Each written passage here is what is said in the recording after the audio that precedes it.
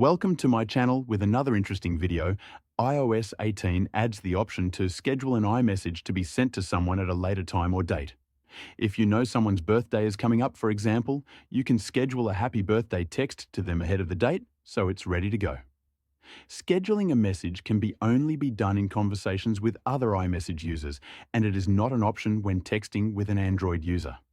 It works in both individual and group chats, as long as all participants have an Apple device and access to iMessage. Open up a conversation in the Messages app. Tap on the plus button on the left side of the text box. Tap on More. Choose Send Later. Type in your message. To change the send time, tap on the blue bubble that defaults to tomorrow 9 am. From there, you will have a slider that lets you input a date and a time.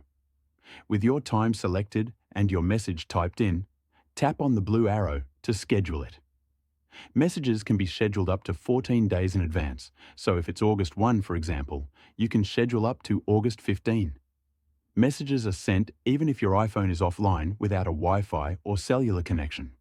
Scheduled messages are displayed at the bottom of a conversation. If you want to change the time of a message or cancel it, tap on the Edit button. You will have options to edit the time, delete the message, or send it immediately.